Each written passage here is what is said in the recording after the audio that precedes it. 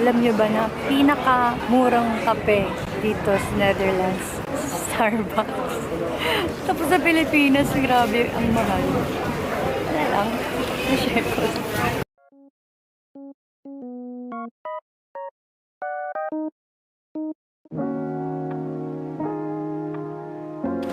Hi everyone! Kaantay ako ngayon ng train pa Amsterdam. So, Duvendrek.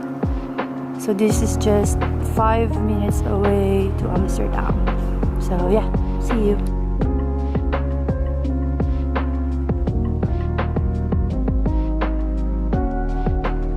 Welcome sa Amsterdam at tara at maglaag-laag. Here we go. My dream place.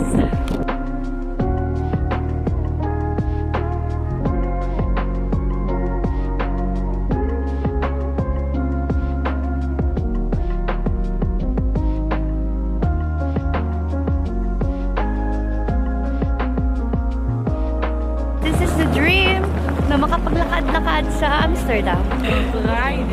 Makatapak ka lang talaga kung saan-saan. Para ka lang nasa movie, nasa libro. Nakita niyo ba yung pila na yan? Para lang yan sa pancakes.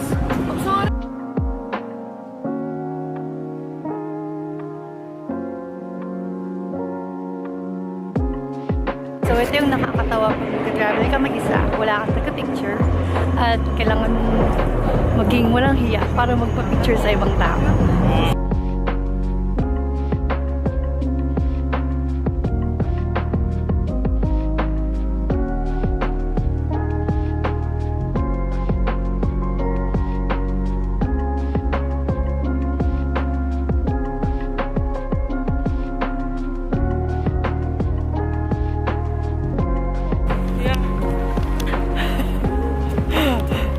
Diba? Wala tayong ginawa ngayon kung maglakad lang. Sabi ko sa inyo, maglalakad lang talaga tayo for today's video eh.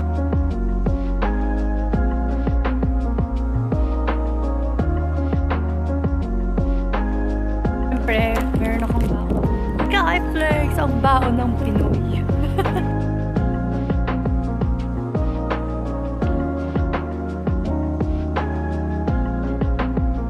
Bumili lang naman ako ng napakamahal na kape.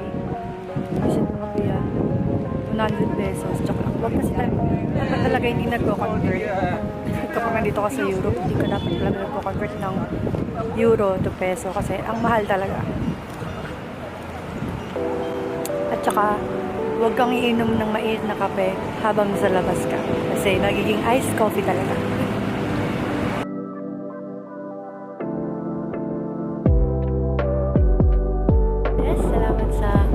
Magsama sa akin sa paglalakad sa Amsterdam. Dapat din habang nag-subscribe sa YouTube channel ko. Kahit tagal ko nang ginagawa ng music. Busy na ako sa kung ano-anong kaganapan sa buhay. Kakalaag, kakagala. So, yun. Salamat sa pagsama sa akin sa aking paglalakad sa Amsterdam. Ako ay pauwi na.